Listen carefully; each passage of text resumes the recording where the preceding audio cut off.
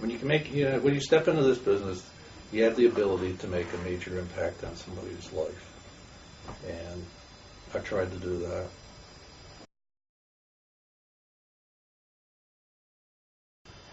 My early roots in the police department before I became a detective was in domestic violence.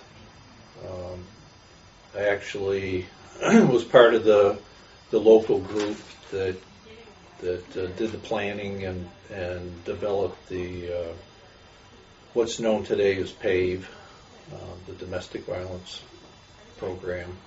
It sounds cliche, but I've always liked to help people and kind of pride myself on the ability to talk to people and sincerely talk to people. So, and they realized that, but that's how I got started in this. And I started in 1972. I was 24 years old. Typically with a domestic violence case, the victim has burned through her circle of friends, her family. They've had enough of it because there's usually a history of leaving and going back, and they needed somebody else to turn to. So it seemed like the appropriate thing to take an interest in and do the best. At that point, back in the early days of domestic violence, a typical police response, and it's not that way now, I'll make sure that it goes in that way, was the police would tell the victim if she was still interested in pressing charges the next day to come down to the police station and fill out a statement. But I just took a more aggressive approach at it back then, and found that if you stand by victims, that they have more of a tendency to follow through. And I've tried to keep that same philosophy through to today. During the many years that have passed since then, the approach to domestic violence has changed drastically by the police. It's much more aggressive now. I think I was probably the first one to take a real interest in it like that. It was kind of like the black sheep, so to speak. You just, Gary, you don't get involved in it like this. I can remember the police chief saying to me, "Well, if this is what you want," and I had tried through my work and police work to convey to victims what I have seen, to try to encourage them to follow through.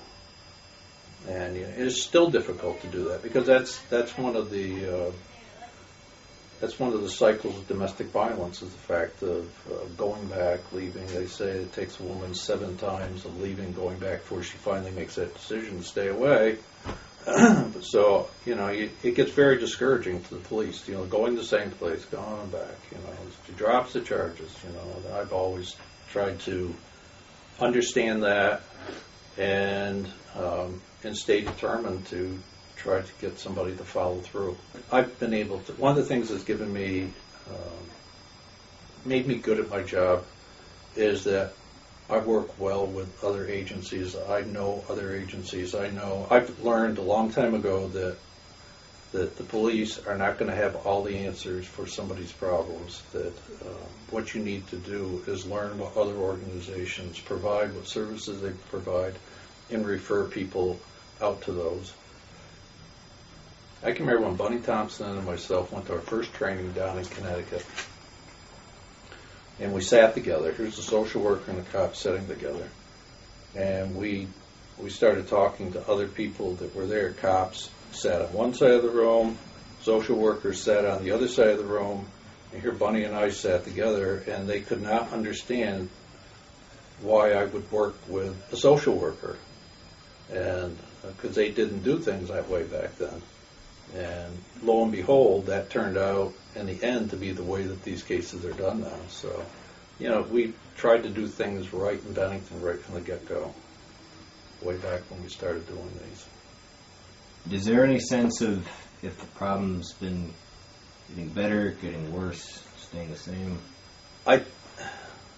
I'm hoping that the problem is going to get better, and I base that on the development of the integrated domestic violence court that I was lucky enough to be part of.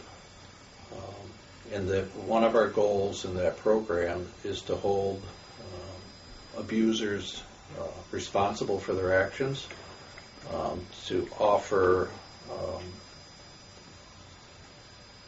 for the state's attorney's office to offer a resolution which is better than what they would get if they were to go through the whole criminal procedure, to get abusers on probation and get them into domestic violence programs. So I would like to think that this is the best shot that we have in changing the cycle of abuse by holding people responsible and getting them quicker into domestic violence programming. Domestic violence can be a generational problem. So you have to change that thought process, and this is a good way, at least a good start. And it's something that is unique in that only Bennington County has this program at this point. Yeah. You got to have a passion for this kind of work. And in this job, you have the ability to change people's lives, to give them a new chance on life. Do you think you'll miss that? Nope. No. I've had enough. I just need to. You can see me. I'm all over the place. I'm like